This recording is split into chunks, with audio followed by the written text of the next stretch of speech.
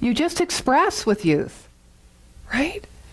And then you learn all the reasons, all the right ways to express and all the wrong ways to express, and what's appropriate, what's not appropriate, and what and who you have to be in order to fit in or to get ahead. Right? That's tough. It's a tough world. And then you add technology and all on top of all of that. For me, it seems like, although it's connected us globally, wow. But I see people sitting in a restaurant, whether it's your age or our age, and everyone's sitting at a table, right? They're waiting for the meal. And it's like, I said, what? Where are you? No one's talking. And I go, okay, can I just let that be? Can I just let that be? Can I not put my judgment on it? Because any judgment we put on anything is something we feel is just lacking within us, that we want to have a deep, extraordinary feeling of belonging and connection. I think that underlines so much of our suffering. Neil Donald Walsh said a long time ago, what we want most and what we fear most is love. And I don't know how come every Sunday the talks often go back to love, but really that's all there is. I think that's all that there is going on, and here's the reason why. Because something inspired that which backs all of life to be expressed. Now, in our teaching, we call that thing inspiration. We say that God or intelligence or this energy is loving. Why? Because it is unconditional. It pours and gives itself forward in a way that is way beyond overwhelming. Way beyond the point where we can't understand it with our minds, but we can sense it with our hearts. We can feel it in our bodies. We can relate to that kind of unconditional love and that freedom of giving. Why? Because we are that. We are that. And yet, in a world that has been created where there's so much difference, and we strive to belong and to connect, we seem to operate through our senses in that outer world of duality and mistake that world as our measurement for how well we're doing. Not that that's wrong. We got to my mom says, I'll believe it when I see it. And we're like that, aren't we? We've got to have proof. Thank goodness the science of mind is structured in a way that outlines a beautiful creative process that begins and moves and ends through us. We can take this idea of eternal energy and essence, the invisible power, and we can move it through the power of our thought, the direction of our thought, into form or the form of the desire or the experience that we want, right? We can do that. So we can prove the principle. But when we look out there, we don't often see it as proof of a principle. We don't go, oh yeah, that's the same principle working. Glory be, hallelujah, isn't this great? Everything works the same way in our world. No. It does not. Because I need it to work in the way I need it to work for me in this moment. And if it isn't working for me, if life isn't showing up in a way that helps me feel good and helps me feel expanded and helps me feel one with myself, then I have a little issue with it. It's kind of it's like my tires coming here. Don't have winter tires yet. We're supposed to have, well, that's a long story, but my summer tires, and you've got to really drive like this. It's like a meditative state. And then you've got to stop way back there for the light up here, right? Yeah, if things don't go in the rhythm or the way you'd like them to go, then we start backing away from the principle. The life-givingness, unconditionally, to itself, from the invisible plane to the visible plane. We're doing it all the time because we think. And thinking is creative. It's always creative. All thoughts create. It's the foundation of our teaching. Some thoughts are more powerful than others. Trained thoughts are more powerful than untrained thoughts. Thoughts that have deep emotion and intention behind them, and your power of your own will engaged, and a vision are really powerful thoughts, right? So where do boundaries come in? We all just want to be free, don't we? But we're always kind of stopping way back here and just kind of pulling up very cautiously to the mark so we don't slip or slide, right? That's smart. That's smart.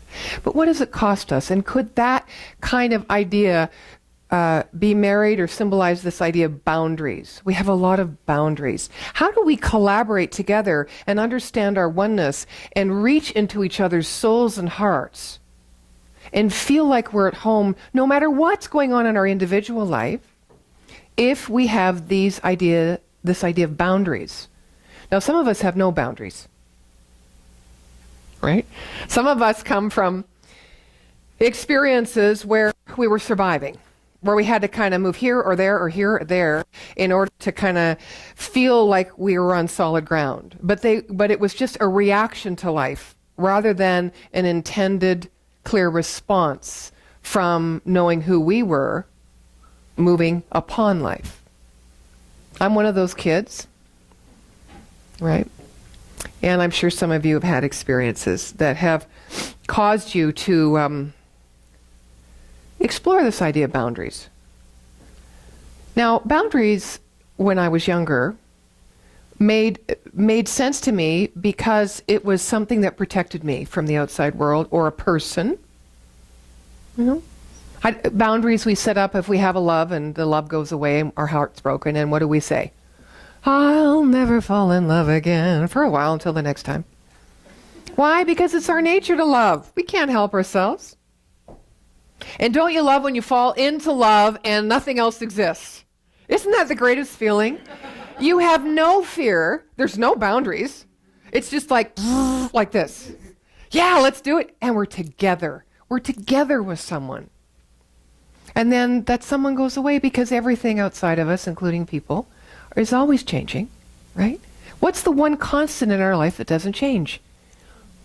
We are love.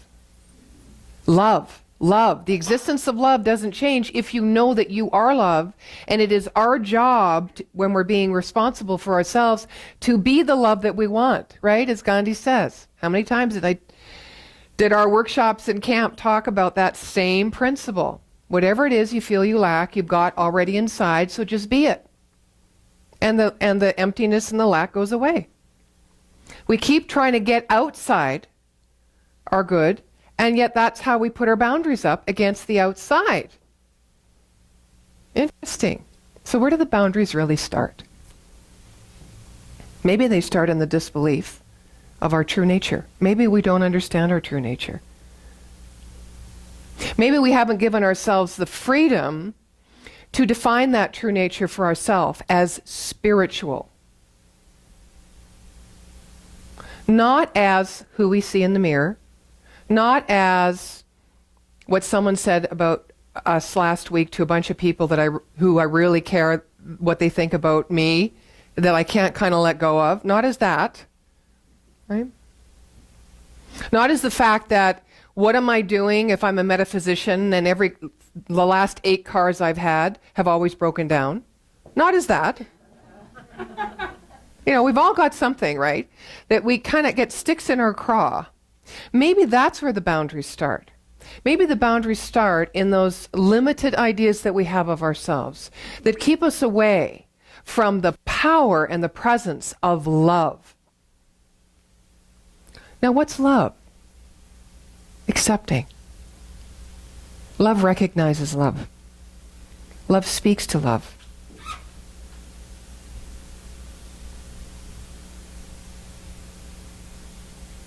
Love isn't judgmental. Love is compassionate. It is kind. It isn't always gentle. You know? When does love stop being gentle? Is there a time, is there a place where it's not gentle? Where you have judged someone else who you thought loved you, but because they weren't gentle, you started to question their love? Or what about in yourself? When you love someone, but you act in a way that kind of creates a little guilt in you when you walk away. I could have done that differently. That wasn't very loving. But yet you felt this truth and this voice rise within you to state your truth. And then later you went, I should have just been different and loving in that situation, because now I feel like this and I wonder what they're feeling like, and But what I believe is that boundaries are healthy. I believe that in order to collaborate and to find our commonality, we have to set boundaries based on our own human and spiritual maturity. I think we owe it to ourselves, and every metaphysical book will tell you this anyway, to be self-responsible and self-reliant, and not codependent on this idea that source is outside.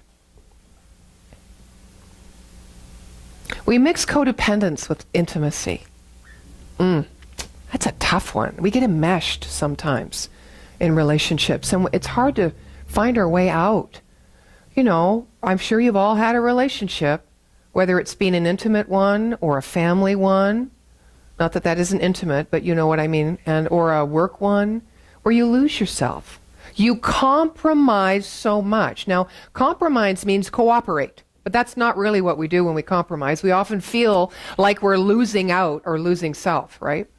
So we compromise so much because we don't have boundaries, because we haven't owned and honored the truth of who we really are as that blessed one, of the holy one, of life itself, of love, of unconditional love. We haven't known ourselves as that. So we compromise. So it's not such a hard stretch to compromise, because we really haven't created this firm foundation for ourselves. And then we spend a lot of energy looking outside and saying that's wrong and pushing up against it. You see the cycle that we create instead of just being love. Now, there's lots of reasons to create boundaries, but I think the best one is to, in honor of ourselves, to be responsible for ourselves as we work through this thing called me, or self, as one with this big S self, with this God self, with this higher power. Boundaries, for me, are not about anymore protecting myself from being hurt. Boundaries for me are respecting and honoring myself. Our teaching, Science of Mind, says whatever is the highest and best for me absolutely must be the highest and best for somebody else, even if it doesn't look like it at the time. And that's a very interesting principle to work with. Because again, we're always geared and we're trained culturally, socially, from our family too, to be kind, to be loving, and then on the spiritual path, don't we? That's what we think is part of the spiritual path, right? It's part of being a nice human being. It's part of being a Christian, right? Do unto others. And sometimes to stand in our truth is hard on me. To stand in my truth is hard on me because my mind is still worrying about how it's going to affect someone else. And that's probably that piece of compromise. It isn't cooperating.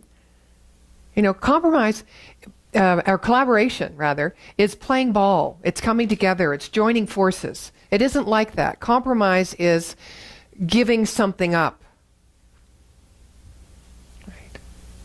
to get something else. And so if the highest and best for me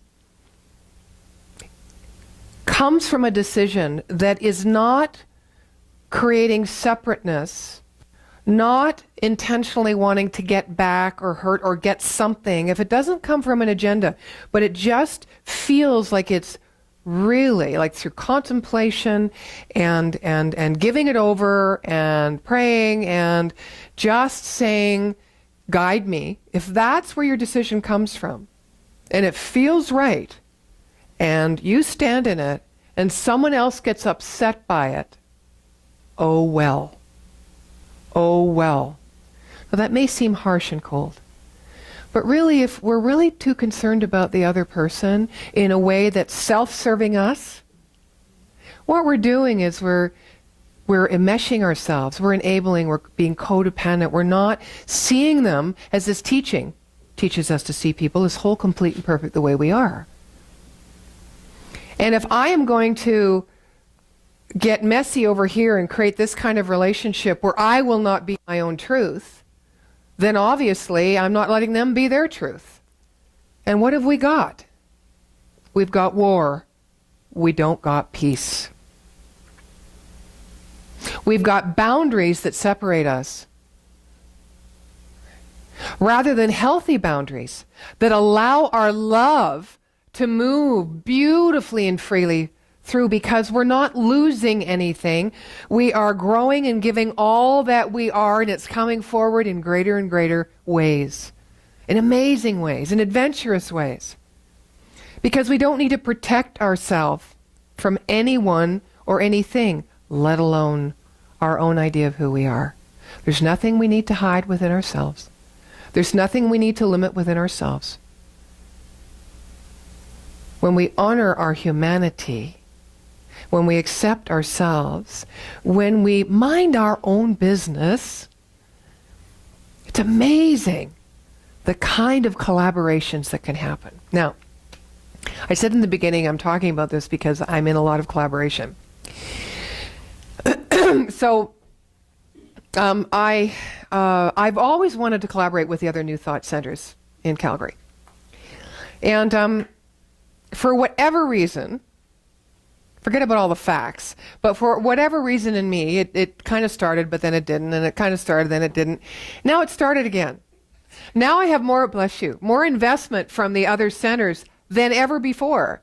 Now, what do you think's happening right now? Anyone's guess? That's a lovely thing. That's a lovely thing to say. Yes, an opening in me, because why? Because why? Because there's so many different opinions and so many cooks in the kitchen. And I'm going, oh, I called this forward. I called this forward. So there it is once again. I love this idea of collaboration. Being transparent here, if it goes my way. Yeah.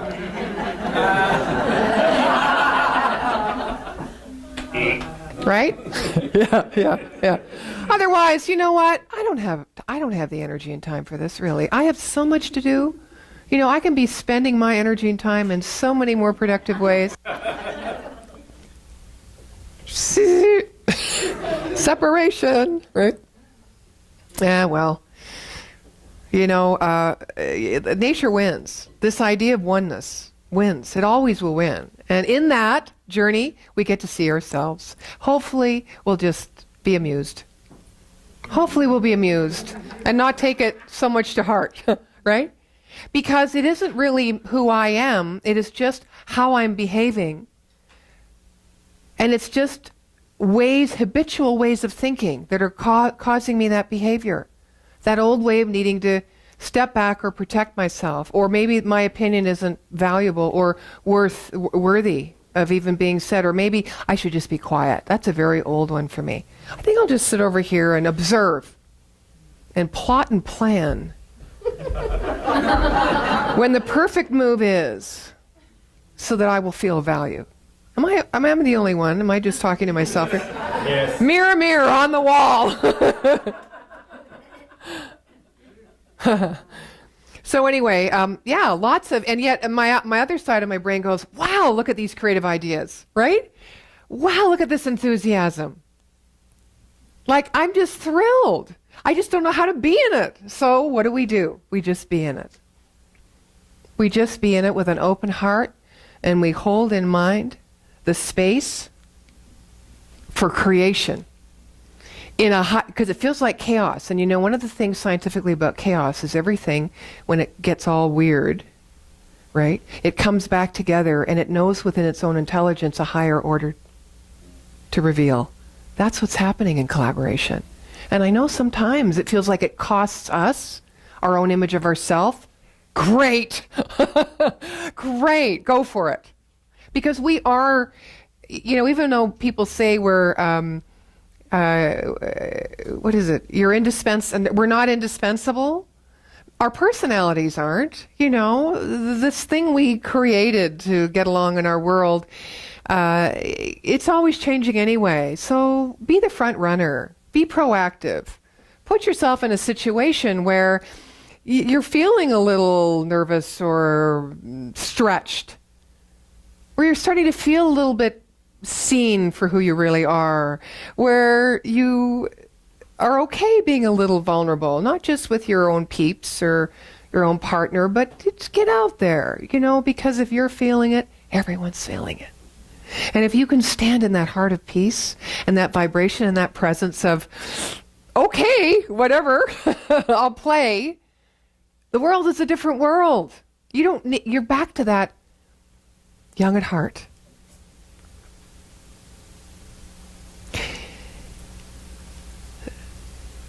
We get a choice, don't we? We have freedom of thought. We can think about all the things that have happened to us that have, in our own self-defense or our own self-justification for why we stay on the other side of the line or why we draw a line in the sand. But I'm going to go back to this point again. When we mind our own business and do the work on ourselves, when we start exploring the love that we truly are, which is unconditional, which asks us to accept ourselves just who we are and how we are. When we do this work, and I think most of us here are doing that work, we're on the spiritual path. But what that means is just discovering the truth of our nature. It isn't enlightenment somewhere else, it's just discovering the heart of who we are, which is the heart of life itself, which is that same heart that beats as one world. When we do that work, it's easier to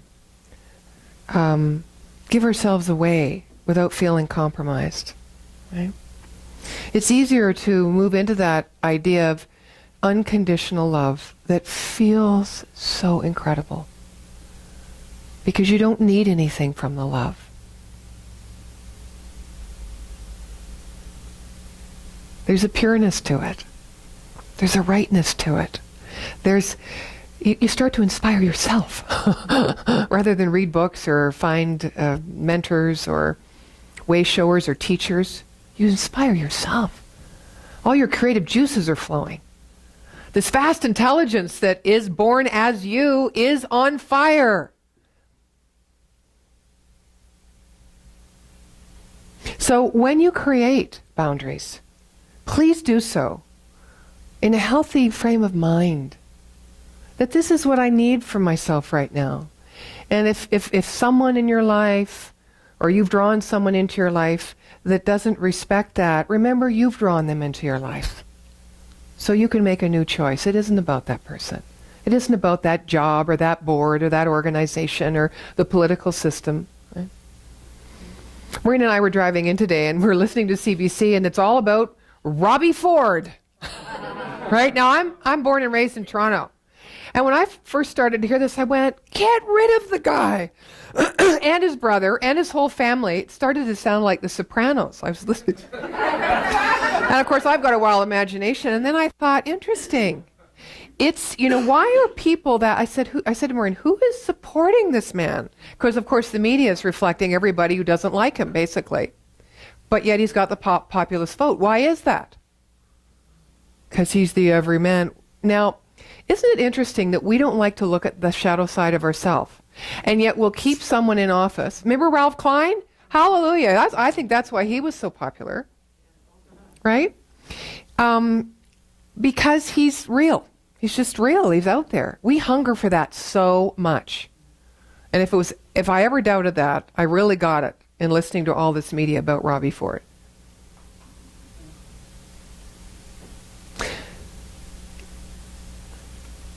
And one of the neat things of one of the people that was interviewed this last week was saying, well, you know what? I'd still vote for Robbie Ford if there was no one else, or Rob Ford, if there was no one else that stood for the same platform, despite his personality, like, we don't know what people do, we don't know what the other counselors do or politicians do in their own life, who cares? If they show up for the people in a way that's serving what I think is the highest and best, right, for the people, they've got my vote.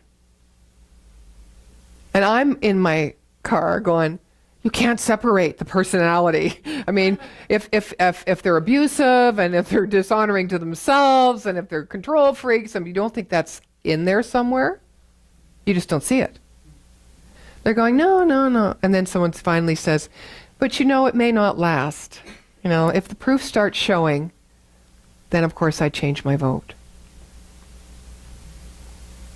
So that's kind of an extreme example, but I think that we all are looking for ways to be all of who we are and to accept ourselves. And I think that's the place where healthy boundaries grow from, begin, are put in place, and they change as we spiritually mature and our ego matures too, and we start to let the ego go a little more and don't need it so much to identify ourselves with, but rather just allow that soul to be compelled and expressive. All of us, the fullness of us, as we let the discovery be what it is as we're discovering it, that's freedom.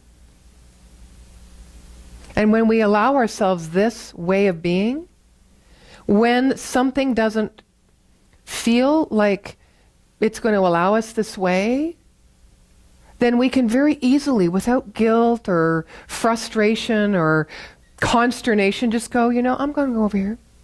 And we don't have to defend it or justify it to ourselves or to anybody. We get to just choose if we're in love. Someone once said to me, you know, Nadine, you can say anything or do anything if it comes from the right place. You know, sometimes we hang on to things that we've heard or people have said. And I always hold on to that because sometimes when I stand in my own truth, I know, I can see it. I can see it depleting someone else's expectation, or I can see it being a disappointment to someone. My heart still breaks. I feel sad, but I don't chide myself. I don't be responsible for someone else's reaction. In that very moment, I let myself feel sad, but at the same time, I'm saying, I know that the highest and best for you is revealing itself right through now in a way that you are going to come closer to yourself and to others, that love will be born within you and will be that transcendent quality to guide your life. You don't need me to guide your life. You don't need me. I'm not your source. Do not make me your source. There's only one source, one power.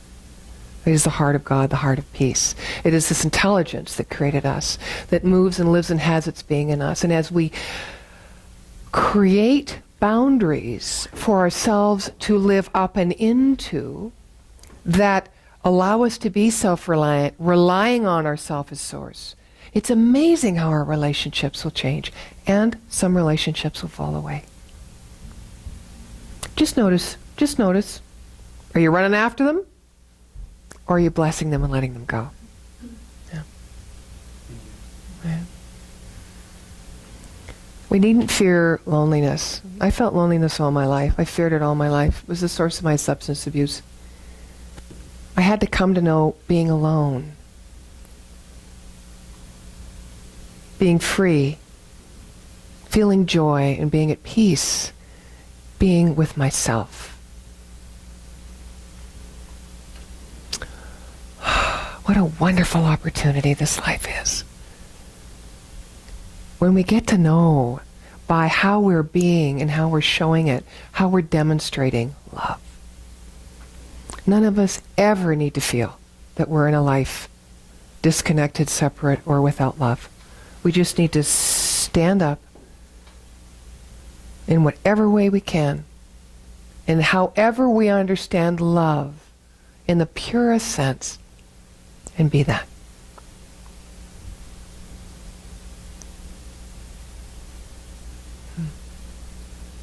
And that's all I have to say today.